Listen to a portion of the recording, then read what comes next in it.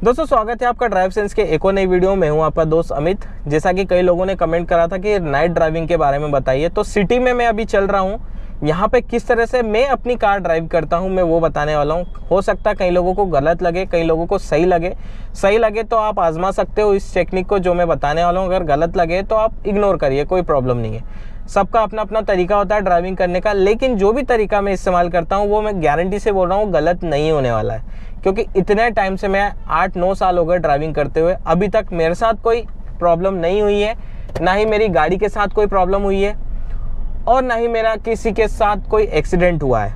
तो वो चीज़ मैं क्लियर आपको बता सकता हूँ कि भाई मैं जो कर रहा हूँ, जो ड्राइविंग चला रहा हूँ वो किस तरह से चला रहा हूँ, ठीक है। तो जैसा कि आप देख ही सकते हो, नॉर्मल लॉन्च करते हुए मैंने अपने गाड़ी को उठाया है। कुछ चीज़ें आपको रात के समय में ध्यान रखना पड़ेगी।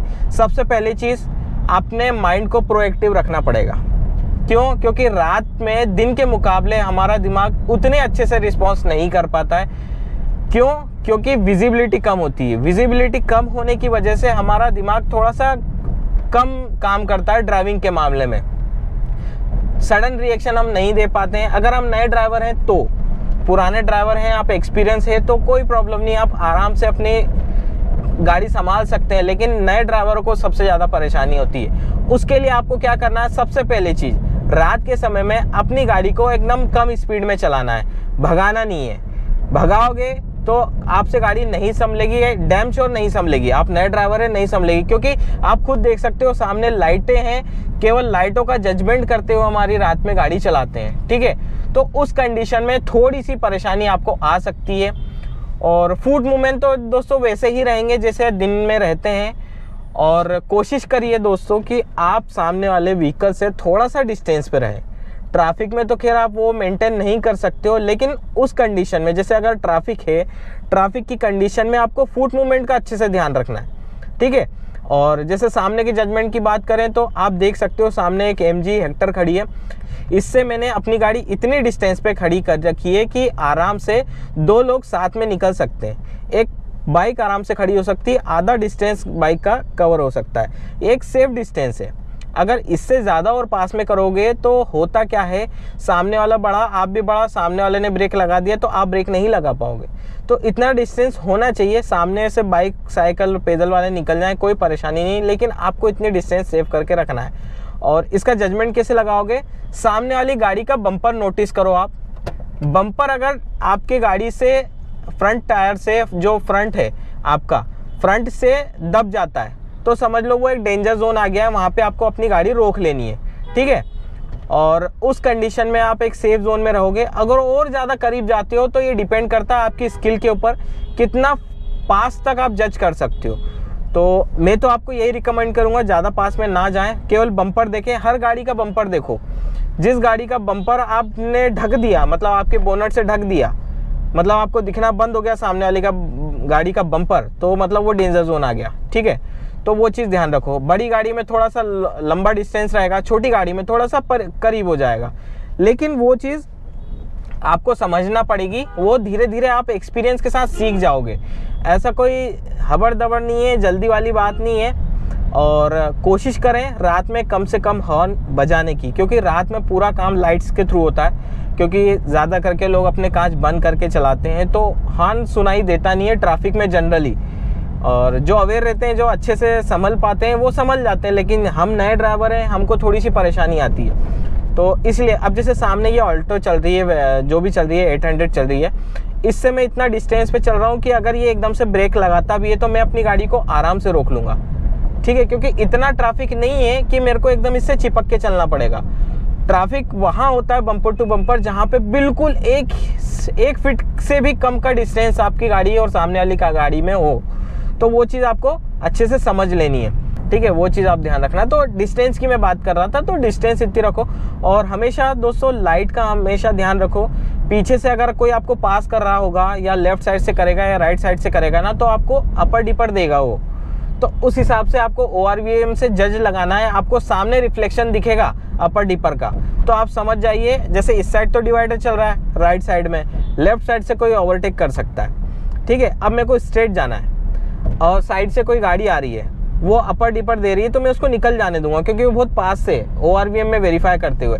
अब मुझे मिडिल लेन में जाना है, मैं लेफ्ट साइड का इंडिकेटर दे दिया मिडिल लेन में जाने के लिए, और मैं मिडिल लेन में आ गया धीरे धीरे, ठीक है। ORVM वेरीफाई करते हुए इंडिकेटर बंद कर दिया।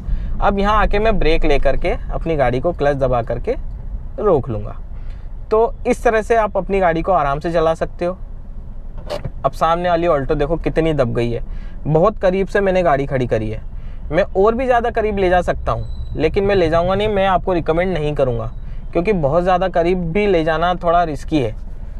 तो इस तरह से आप रात में ड्राइविंग कर सकते हो। और रही बात अपर डिपर की, तो आपको भी अपर डिपर यूज़ करना है। सामने वाली गाड़ी को जैसे आपको ओवरटेक करना है ना, तो आप उसको अपर डिपर दीजिए, कोशिश करिए कि वो अपनी लेन से दूसरी लेन में जाए। मतलब आपके सामने चल रहा है तो आपको स्पेस दे राइट साइड में, ठीक है। अगर वो राइट साइड में चल रहा है, आपको लेफ्ट साइड में स्पेस मिल रहा है, तो भी उसको वेरीफाई कराइए कि भाई मैं तेरे को ओवरटेक कर रहा हूँ, ताकि सामने वाला अवेयर हो जाएगा। वो अपनी लेन चेंज नहीं करेगा उतनी देर के लिए जितनी देर के लिए आप अपनी गाड़ी को ओवरटेक कर रहे हो सामने वाली गाड़ी से। समझ में आया वो चीज़? तो इस तरह से आप ओवरटेक कर सकते हो।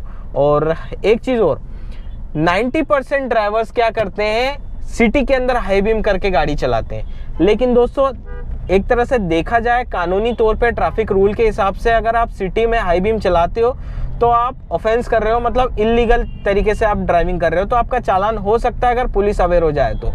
और उससे नुकसान भी है, अगर आप सिंगल लेन रोड पे चल रहे हो और सामने से गाड़ी आ रही है, आपने हाई बीम चला दी, उसको नहीं दिख रहा है, ठीक है, आपकी हाई बीम की वजह से उसके आंखें चौंधिया गई है और उसको दिखाई नहीं दे रहा है, तो उसका एक्सीडेंट हो सकता है।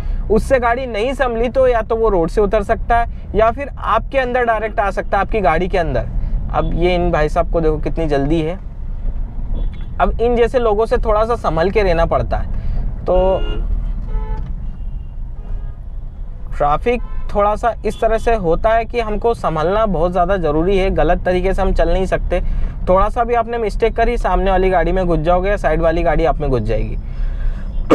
रात में चलने के लिए लेफ्ट साइड का जजमेंट भी आपको आना चाहिए। लेफ्ट साइड का जजमेंट मैंने आपको कितनी बार बताया है, मैं पिलर लेता हूँ, ए पिलर, लेफ्ट साइड का ए पिलर, मैं कोशिश करता हूँ मेरा ए पिलर थोड़ा सा निकले, मतलब मुझे आइडिया हो जाता है, क्योंकि मुझे एक्सपीरियंस है। मैं कोई रेफरेंस पॉइंट नहीं लेता हूँ, इसलिए मैंने किसी भी वीडियो में अभी तक नहीं बताया कि आप रेफरेंस पॉइंट लो। हालांकि मैंने एक लेफ्ट साइड का जजमेंट के लिए बताया है, लेकिन वो सिर्फ बिगिनर्स के लिए।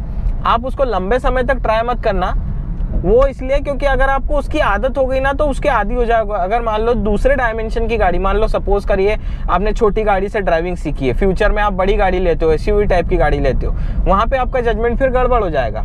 तो इसलिए गाड़ी का ओवरव्यू होना आपके लिए ज़रूरी है, चौड़ी कितनी है, लंबी कितनी है, तो यहाँ से निकलेगी कि नहीं निकलेगी। और आप जैसे एक्सपीरियंस हो जाते हैं, 1-2 साल का एक्सपीरियंस हो जाता है, तो आप खुद जज कर पाते हो कि आपकी गाड़ी आराम से निकलेगी या नहीं निकलेगी।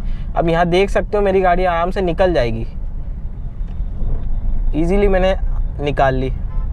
कई लोगों को घबराहट हो जाती है इतनी सी जगह में गाड़ी निकलेगी या नहीं निकलेगी, तो वो चीज़ हमें समझना पड़ता है। धीरे धीरे एक्सपीरियंस के साथ वो सारी चीज़ें आती जाती है। मैंने जो बातें बताई हैं वो सारी आपने समझी होगी अच्छे से और उसको इम्प्लीमेंट करोगे, और धीरे धीरे आप प्रैक्टिस करते रहोगे तो आपकी गाड़ी पर हाथ अच्छे जम जाएंगे और एकदम बढ़िया तरीके से आप ड्राइविंग कर पाओगे। तो चलिए दोस्तों, फिर मिलते हैं नेक्स्ट वीडियो में। तब तक के लिए stay safe and good bye.